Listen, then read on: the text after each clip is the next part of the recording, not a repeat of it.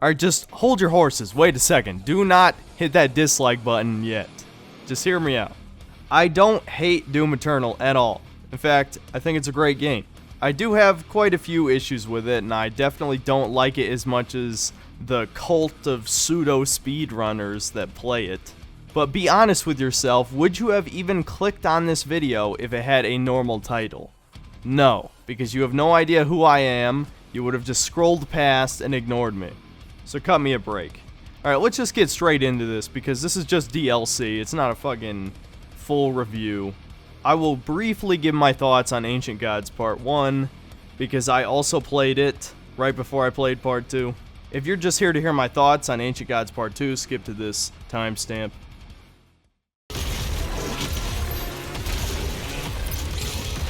Fuck me. I just fucking killed myself there, dude. Oh shit. No, no, no! No! Fuck! God! Fuck!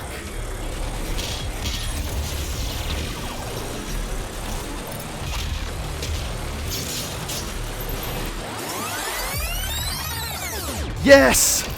Finally! Fuck! Yes! So basically, I didn't like Ancient Gods Part 1 very much. Honestly, I thought it pretty much brought out all of the worst aspects of Doom Eternal and cranked it even slightly further. And honestly, you know what it felt like? It felt like one of those challenge map DLCs for like Batman Arkham Asylum or something, where it was basically just all arenas. It took the already abysmal level design from the main game and basically made it literally just platforming and arenas. And that's the entire thing. Mostly arenas, in fact. There's only like a handful of small secret areas, and none of them are progression based. The only upgrades you get are from the Slayer gates. So basically it's just extra lives and more stupid, terrible, goofy-ass cringe lore. And because only 2 new enemy types were added, and one of them is not even a real enemy type, it just makes every other enemy in the game faster and more powerful, and also ignore half of the mechanics in the game. The Maker Ghosts ignore falters, freezes, they can absorb like more than twice as much damage, and then when you kill them, you have to use the fucking microwave beam, the thing that nobody used, to kill them. Because again, this is Hugo Martin's like sick joke that he feels like he has to balance every weapon by making one specific weapon kill one specific enemy for like every gun in the game. Which makes no sense, like that's just forced balance. That doesn't make you actually want to use the guns, you're forced to use the guns, you know? I don't want to use the microwave beam. You move at half speed while you're melting the dude. It's so painful. So no matter what any fanboy says, I don't know if Under the Mayo said it, but I'm sure somebody has said that these Maker Ghosts are actually great. Because they force you to play the game differently, because somehow that's inherently a good thing. Yeah, no, I despise the fucking Maker Ghost. But honestly, the first level, it was a series of Slayer gates, essentially. Every single encounter had like 3 waves of enemies, the same like 15 enemy types you fought a million times. And the only difference really is they just throw more of them. So like, this is a habit in both DLCs actually, where instead of throwing 1 tyrant at you, they'll throw 2. Same with Hell Barons. Instead of 1, there's 2. And there's a lot more of the fucking, I think they're called carcasses, the guys who throw shields in front of you. There's more of them. There's a lot more of the riot shield dudes, which are annoying as fuck. At least you can chainsaw them. The other new enemy type is the Blood Maker, which they're just another dude you have to headshot, but they're way more powerful than the standard ones. They have these AoE spears and shit. And they're invincible unless they're charging up one of their major attacks. The Blood Swamps, I don't know, they were okay, but you had segments that slowed down your movement. There was a lot more platforming, which of course is fucking terrible. Who actually likes the platforming? Why do they keep putting this in? I guess it's to have the illusion of the game not being a series of squares connected by hallways, because I guess if the hallways are platforming, I don't know, it's slightly more entertaining. Not really. And yeah, I don't know. It was just kind of absurdly difficult on Nightmare in certain areas. It's just annoying. If you even fucked up one time, if you stood still for 1 second, you died. It's just not fun. I don't know. The people who really enjoy playing these games on Nightmare to see how good they can beat the game, and like, again, it's like pseudo speedrunning, because none of these people are even in the top 10 of like an any percent speedrun or 100% speedrun. They're literally just people playing it for the sake of playing it. And I have no idea why the hell you would do that for a single player game when nobody cares how good you are at a single player game. But whatever. And really, I guess the only other thing is, like, the plot is really stupid. Essentially, heaven's been taken over by the demons. And so what you think is happening is Doom Guy is going to resurrect the father so that you can reclaim heaven and blah blah blah or something, right? Well, the big plot twist is he destroys the father's life orb so he can't take physical form anymore. And it turns out Samuel Hayden was Samor all along, which is like the father's most faithful angel. And the father was Vega, the AI, all along. It's like, this is really dumb. This, again, just seems like Hugo Martin's weird, like, 80s cartoon fantasy shit that he shoved into this video game, and I have no idea why. Because I highly, highly doubt whoever the director was for 2016 was thinking, oh yeah, Samuel Hayden, he's secretly an angel, and Vega is God. Sure, yeah. And so eventually you fight your way to heaven. The Slayer Gate here is insane, by the way. The Holt Slayer Gate. Apparently it was buffed. Originally it was the easiest part of the DLC, which is kind of funny. But they buffed it to easily be the hardest. It took me easily 20 tries to beat this. It was ridiculous. They throw a fucking possessed marauder at you on top of a bunch of other enemies. And like I said before, the possessed enemies are like 30% faster and hit, I think, almost twice as hard or some shit. So a super fast marauder in a tiny arena, because the Slayer Gate arena for the DLC is just way too fucking small. That pisses me off. Because they know that 80% of the difficulty in Doom Eternal is literally just the arena design.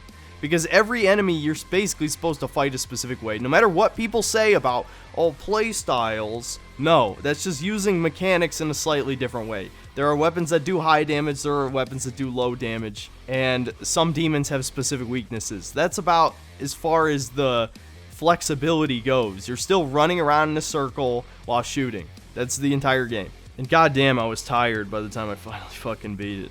It's fucking exhausting. And so anyway, you get all the way to the end of the DLC. You have to kill some more, aka, Samuel Hayden. And you resurrect the Dark Lord with his life sphere. Because Doom Guy wants to kill Satan once and for all, I guess. And what's the big twist? Satan is literally Doom Guy with red eyes. Are you fucking kidding me? God, this is such a joke. I know it's not meant to be taken seriously, but maybe I want to take it seriously. Have you ever thought about that? And so at the end of the day, I think it was just quantity over quality. Like, they needed more development time. The levels, they look cool, of course, but the level design is horrible, so what does it really matter? It's just eye candy. And you're just fighting the same enemies that you fought with some slight tweaks. The Maker Ghosts being, like, super fucking annoying. So yeah, end of the day, I guess I would give it like a 6. Like, Ancient Gods Part 1 is just okay. It's absolutely just made for like the try-hard audience. I mean, I suppose if you played on normal, it's probably fine. If you haven't really gotten the hang of Doom Eternal systems, because again, you were playing on kind of a pussy-ass difficulty, then it'll probably kick your ass. But even for people who are used to Nightmare, this is definitely a slight step up in difficulty. And it's so tiresome. It just throws way too many enemies at you. It feels like a shitty level I would have made in, like, I don't know, Infamous 2's level creator. 5 of you might know what I'm talking about. So as for Ancient Gods Part 2, which is what you're really here for, is it better than Part 1? Yes. It is definitely better than Part 1. And why is it better? Well, a few reasons. The first and most important reason being there's a lot more enemy variety. Now, I will admit this seems pretty lazy because all the new enemies except for one, which is barely even a new enemy, I'll get to that last, all of them are just reskins. Like, there's a Stone Imp, the Screecher, which is just a reskin of like a normal zombie, the new Riot Shield guys, which are a giant fucking pain in the ass. They just have a gold shield and like wear a helmet. You know, stuff like that. They're just reskins. But they do add some kind of cool variety to the gameplay. I enjoy them anyway. So, honestly, the most fun one is the Stone Imp, because they're basically the bone wheel skeletons from Dark Souls. Anybody who's played those games knows what I'm talking about. Yeah, they roll into balls of fire straight towards you, and you gotta dodge out of the way. And they're only weak to the hammer and the full auto mod for the shotgun. You're probably not going to waste your hammer, so I guess, again, it's just Hugo Martin wanting to fucking make every weapon mod useful, which nobody asked for or wanted, but the dick suckers are probably like, wow, genius, truly amazing. The new Riot Shield guys, the shield is completely invulnerable from the front, so you've got to use grenades or the remote rocket to take them out, which is actually fairly balanced because they don't charge after you like the normal variants. They just kind of hold position in a corner, which, yeah, I like that. I actually think that's pretty damn good design. The Screechers are really fucking annoying, though. If you kill them, they buff all the enemies around them. So, you know, the twist with them is you're not supposed to shoot them. You're supposed to kill them last after you've killed everyone else. And it's the same buff as being possessed by a spirit, I think. They're definitely faster, and I don't know, they might do more damage. Wasn't paying that much attention. And then we have the Armored Baron, which is pretty sweet. It's, you know, a Baron with armor and a mace ball for a hand. And basically, you gotta shoot the mace ball when it glows to break all his armor off. And the armor regenerates after a few seconds. So, honestly, not a big change, but still, actually kind of fun. The most annoying of the new enemy types is the Cursed Prowler, who actually does a damage over time effect when he hits you that also removes your ability to dash, and the only way to get rid of the debuff is to Blood Punch him. I don't like this, simply because Blood Punch is unreliable. Anybody who's played this game long enough knows that Blood Punch still does not always work. And the fact that he can teleport away from you and you basically have to chase him down without dashing can make it a serious pain in the ass. As soon as he spawns, just fucking nuke him, dude. And then the final new enemy isn't really a new enemy, it's basically a new fodder demon, except you can't chainsaw them. In the last level, they have these armored hell dudes with guns. I mean, they're basically like normal soldiers that would be in a shooter, and you can kill them in like one hit with anything, so that's kind of cool. And then, of course, the new mechanic is the hammer, and what the hammer does is it essentially takes the basically non-existent ammo, health, and armor economy and makes it even more invalid by essentially giving you a way to go from 0 health or armor to max of one of those two things. Because what it does is, it does two things. One, it will stun any demons it hits for like a few seconds. Not including possessed. The possessed still can't be fucking stunned. And two, if the demons are on fire or frozen, it like doubles the amount of health or armor that you get from them. So if you just, you know, spray an entire group of demons, then immediately hammer, boom, you got max armor. So yeah, the hammer is like a great get out of jail free card. It's recharged with glory kills and destroying weak points, so it's like not too hard to get it back. And yeah, I liked it quite a bit.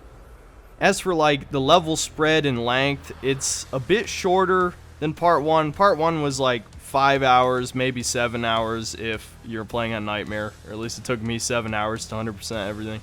This DLC is more like 4 hours, and the difficulty has been lowered a bit. I think they listened to criticism of part 1 in that it just kind of spammed way too many enemies at you in too small arenas, because there was only one part of this DLC that I got stuck on for a while, which was these escalation nests or whatever, which is basically the replacement for Slayer Gates, where you do the first part of them to progress, but the optional second wave gives you like a cosmetic if you beat it, right?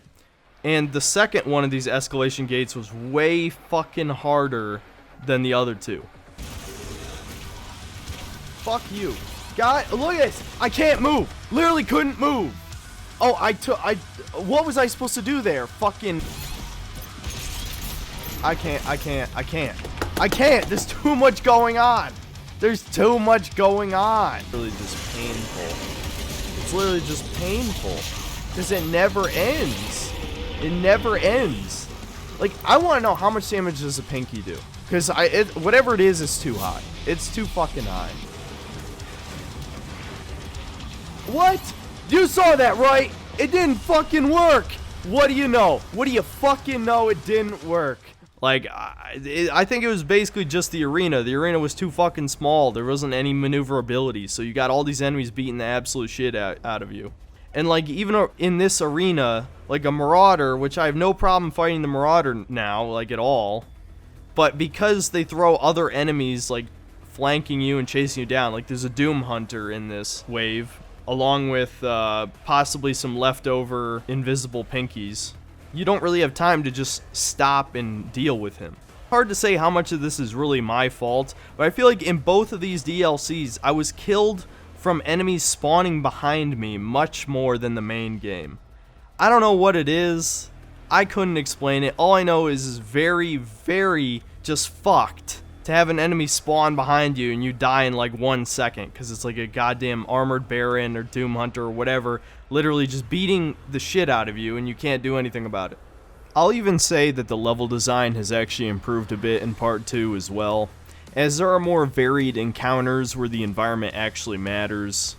Like, for example, there's this fountain that the little green doggo creates this field around, right? And then it's filled with like the swamp purple sludge shit that you can't dash or run through, and you gotta fight a bunch of enemies in that. And also there's like some weird, like, kind of goofy encounter design.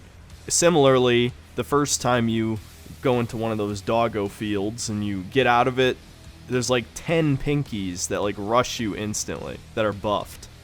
And it's kind of stuff like that that just kind of keeps it interesting. There's also a couple parts where they throw like 50 imps at you, and it's just awesome to like use like a remote detonated rocket to just like blow the shit out of all of them. And the environments are in top form in this one, especially the final level. You've seen it if you've seen the trailer. It's basically the Avengers. A bunch of portals open up and all the Sentinels come through with the giant mechs and stuff, and they're fighting demons in the background of the last level. Throughout the entire level, you can see them. And it's very cool, actually. Very, very cool. And even the platforming is slightly more interesting, as they now add meat hook grapple points, which honestly you would think would be a no-brainer for the main game, but yeah, I guess they finally figured we could use this meat hook for grappling, and they even put it in a couple of the arenas. And, you know, I won't really spoil the story for like the 5 people who care about the story, but obviously it ends with a showdown with the Dark Lord, and I mean, you can pretty much guess what happens. There is one more twist, I won't say, but it's stupid. You can better believe it's fucking stupid.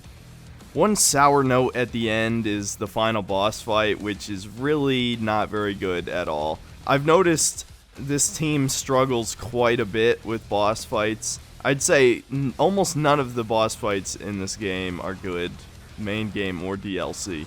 And the Dark Lord is no exception. He's basically a giant marauder. And I wouldn't say he was bad enough to ruin the experience or anything, but it would have been better to end it on a high note, obviously.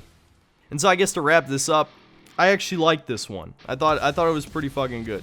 It's hard to say if the 2 DLCs are worth the price of $30. That seems steep to me for what you get here.